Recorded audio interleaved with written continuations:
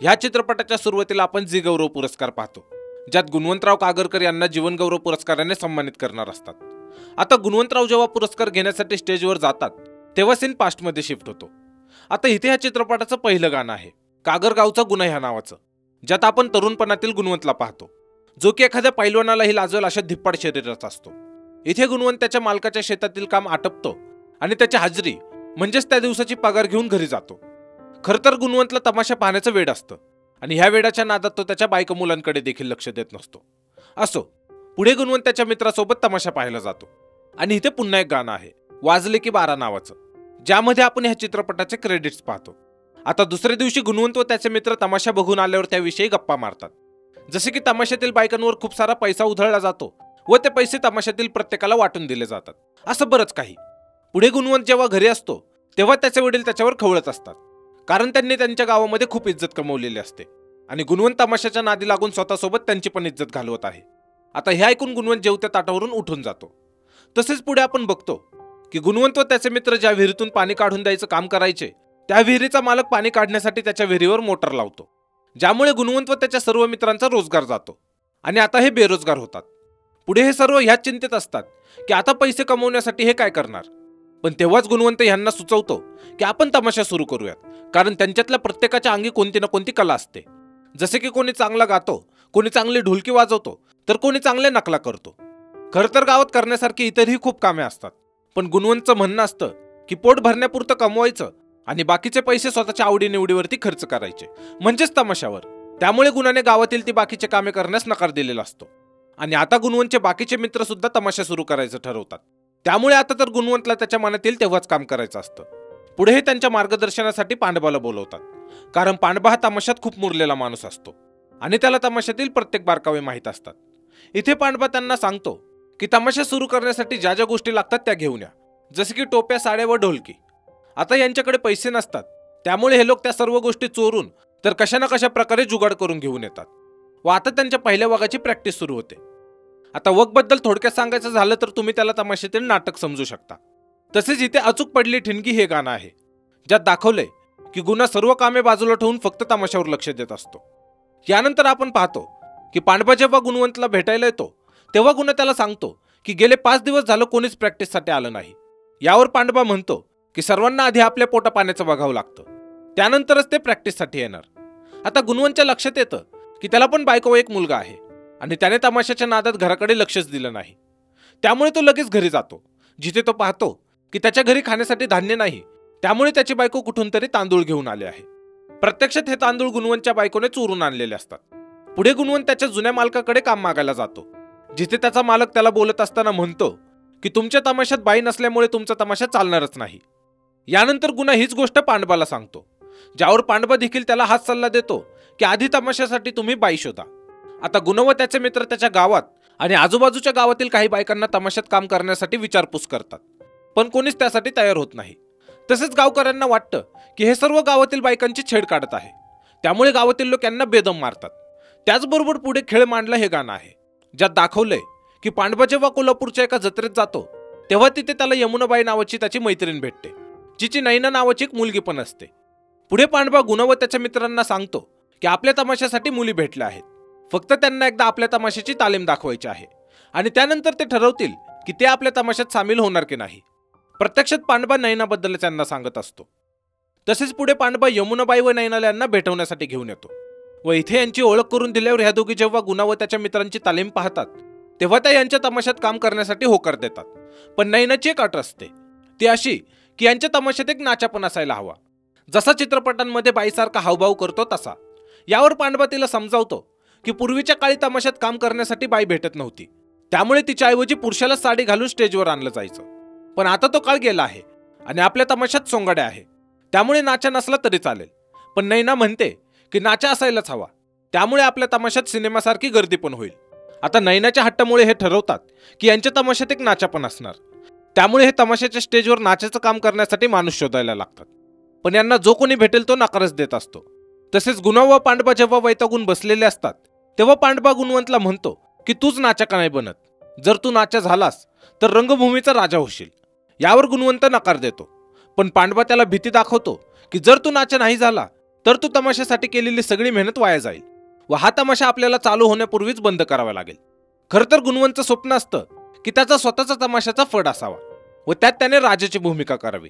त्याचबरोबर त्याने एकट्याने सर्वात जास्त मेहनत केलेली असते या सर्वांना एकत्र आणण्यासाठी व त्यांच्याकडून तमाशाची तालीम करून घेण्यासाठी. आता गुणवंत खूप विचार केल्यानंतर पांडवाला भेटून सांगणार असतो की त्याला नाचाचं काम नाही करायचं. पण पांडवाला भेटल्यावर पांडवा गुणाला जास्त काही बोलूच देत नाही व त्याला असं जाणवून देतो की आता गुणच नाचाची भूमिका करणार आहे, ज्यामुळे गुणवंत नाचाचं काम करायला तयार होतो.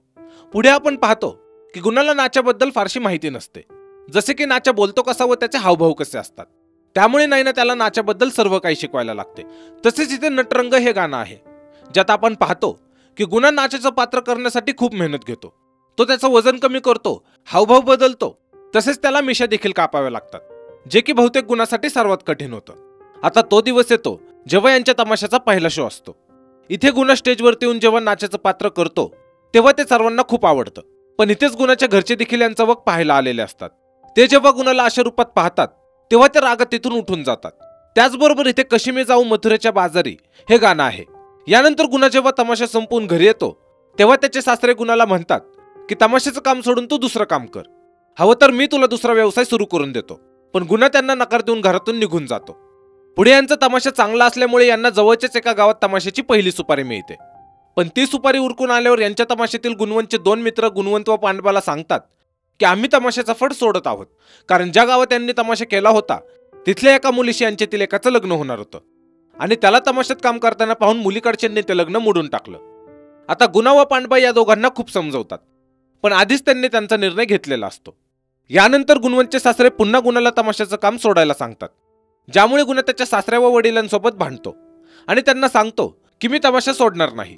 तसेच तो म्हणतो की त्याला तमाशाच्या आणखी सुपाऱ्या मिळाल्या आहेत, त्यामुळे तो 3-4 महिने काही घराकडे फिरकणार नाही. आता पुढे जेव्हा हे दौऱ्यावर जातात तेव्हा यांचं सर्व ठिकाणी खूप नाव होतं. त्याचबरोबर यांना तमाशा परिषदेचं आमंत्रण देखील मिळतं, ज्यामुळे हे तिथे जायचं ठरवतात. तसेच इकडे गुणाच्या घरी आपण पाहतो की गुणाचे वडील त्याच्यावर रागवलेले असल्यामुळे ते अन्न खाणं सोडून देतात आणि गावातील बायकांनी आता गुणाच्या बायकोला टोमणे मारायला सुरुवात केली की तिचा नवरा तमाशात नाचाचं काम करतो म्हणून. पुढे गुणा व सर्व जेव्हा तमाशा परिषदेत जातात तेव्हा इथे आपण 2 राजकारण्यांना पाहतो जे की एकमेकांचे विरोधक असतात. एकाचं नाव असतं शिंदे व दुसऱ्याचं माने. इथे माने त्या वर्षीचं तमाशाच्या फड्याचं पारितोषिक नैना व गुणाच्या फडाला देतो, कारण त्यांनी तमाशा सुरू केल्यानंतर अवघ्या 5-6 महिन्यातच सर्व पंचक्रोशीत त्यांचं नाव कमावलेलं असतं. तसेच माने शिंदेला सर्वांसमोर कमी दाखवण्यासाठी गुणाच्या तमाशाला 10,000 रुपये रोख रक्कम बक्षीस म्हणून देतो, कारण शिंदेने 5,000 रुपये बक्षीस म्हणून देईल असं स्टेजवरती जाहीर केलेलं असतं. आता यामुळे शिंदे व मानेमध्ये कार्यक्रम झाल्यावर भांडण पण होतं, जिथे आपण पाहतो की माने शिंदेला भांडणात जड जातोय. त्याचबरोबर इकडे पुरस्कार मिळाल्यामुळे गुणा खूप आनंदी असतो व तो नैनाला म्हणतो की जर माझे वडील हा पुरस्कार मला मिळताना इथे असते तर त्यांना मी म्हणाला असतो, बघ बा, पुरस्कार फक्त राजाच्या दरबारातच नाही तर कलेच्या दरबारात पण मिळतो. प्रत्यक्षात गुणाचे वडील त्यांच्या काळात कोणत्या तरी राजाच्या दरबारात काम करायचे आणि तिथे कदाचित त्यांचं खूप नाव देखील होतं. आता दुसरीकडे आपण पाहतो की गुणाच्या वडिलांचं त्यांच्या गावातल्या घरी निधन होतं व गावातील एक जण जेव्हा हा निरोप घेऊन गुणाकडे येतो तेव्हा गुणा त्याच्या वडिलांसाठी फेटा घ्यायला बाजारात गेलेला असतो. त्यामुळे ही बातमी तो गावकरी मुलगा पांडवाला देतो. आता पांडवा त्या मुलाला सांगतो की गुणा सध्या काही कामामुळे दौऱ्यावर गेला आहे आणि त्याला यायला 5-6 दिवस लागतील, त्यामुळे तू परत गावाला जा व जेव्हा गुणा परत येईल तेव्हा मी त्याला ही बातमी देऊन गावाला पाठवेल. प्रत्यक्षात आता यांच्या तमाशाला खूप कामे मिळालेली असतात आणि त्यामुळे यांना नवीन कथेची गरज असते, जो की फक्त गुणाच लिहू शकतो, कारण गुणानेच आजपर्यंत सर्व फड लिहिलेले असतात व तो यांच्या तमाशाचा शाहीर असतो. त्याचबरोबर ही बातमी यांना मिळेपर्यंत गुणाच्या वडिलांचं निधन होऊन 6 दिवस उलटलेले असतात, ज्यामुळे पांडवा असा निर्णय घेतो की गुणाला आणखी काही दिवस ही बातमी सांगायची नाही. तसेच इथे पांडवा यांच्या तमाशात एक नवीन ढोलकी वादकाला सामील करतो, कारण त्याचं खूप नाव असतं की तो ढोलकी चांगली वाजवतो म्हणून. यानंतर अप्सरा आली हे गाणं आहे, ज्यात आपण पाहतो की गुणा बहुतेक नैनाला पसंत करत आहे. तसेच पुढे 15 दिवस उलटतात व पांडवाने अजून देखील गुणाला त्याचे वडील गेल्याची बातमी कळू दिलेली नसते. त्याचबरोबर गुणा देखील पांडवाला गावी जाऊन परत येण्याचं बोलत असतो, पण पांडवा त्याला सांगतो की आता जत्रा सुरू होणार आहेत आणि कोपरगाव, जे की शिंदेचं गाव आहे, तिथली सुपारी जर यांना मिळाली तर खूप पैसे मिळतील, असं म्हणून तो गुणाला आणखी काही दिवस थांबायला सांगतो. पुढे शिंदे पांडवाला भेटायला येतो, जिथे पांडवा त्याला म्हणतो की तुमच्या गावात होणाऱ्या जत्रेतील यावर्षीची तमाशाची सुपारी आम्हाला द्या. पण शिंदे सांगतो की गावातील पंचांनी ती सुपारी दुसऱ्या तमाशाच्या फडाला द्यायचं ठरवलं आहे, कारण त्यांनाच दरवर्षी ती सुपारी दिली जाते। तेवढ्यात गुन्हा इथे येतो आणि नाच्याच्या भूमिकेतच तो शिंदेशी गोडीत बोलायला लागतो, ज्यामुळे शिंदे मोहित होऊन ती सुपारी यांच्या फडाला देतात। आता शिंदे तिथून गेल्यावर गुन्हा पांडवावरती खवळतो, कारण त्यानेच गुन्हाला असं करायला लावलं होतं, जे की गुन्हाच्या मनाने चुकीचं आहे। आता इकडे मानेला त्याचा पिया हाच विषय वाढवून सांगतो की शिंदेंनी जत्रेसाठी गुन्हा आगरकरचा तमाशा बोलवला आहे। त्यामुळे पुढे माने गुन्हा व पांडवाकडे येतो आणि ज्या तारखेला शिंदेंची सुपारी यांनी घेतली आहे ती कॅन्सल करून त्याच दिवशी यांची तमाशाची सुपारी घ्यायला सांगतो। तसेच यासाठी तो शिंदेंपेक्षा दुप्पट पैसे देखील देणार असतो, ज्यामुळे सर्व मानेसाठी तमाशाचं फड लावायचं ठरवतात। पण गुन्हा मात्र यासाठी नकार देतो, कारण त्याचं म्हणणं असतं की पैशांपेक्षा शब्दाला जास्त महत्व आहे आणि त्याने शिंदेला शब्द दिला आहे। आता गुन्हाला जेव्हा हे सर्वजण समजावत असतात तेव्हाच मानेचे पिय गुन्हाला नाचा बोलून त्याचा अपमान करतो, ज्यामुळे गुन्हा त्याच्या कानाखाली लावतो। तसेच आता मानेला देखील राग येतो व तो गुन्हाला धमकी देऊन तिथून निघून जातो। यानंतर आपण बघतो की गुन्हा व नैनाची जवळीक वाढली आहे व हे दोघेही आता एकमेकांवरती प्रेम करतात। इथे गुन्हा नैनाला म्हणतो की आपण लग्न करूयात, पण नैना त्याला नकार देते। ती गुन्हाला म्हणते की आता तुम्ही सुंदर दिसता व तुमचे हातपाय नीट चालत आहेत, त्यामुळे तुम्ही चांगले पैसे कमवता, पण ज्यावेळी तुम्ही म्हातारे व्हाल तेव्हा नाचा म्हणून तुम्हाला काम मिळणं कठीण आहे। तसेच ती सांगते की नाचाचं म्हातारपण खूप बेकार असतं। आता हे ऐकल्यावर गुन्हाला समजतं की नैना देखील त्याला नाचाच समजते, त्यामुळे तो तिचं पुढचं बोलणं न ऐकताच तिथून निघून जातो।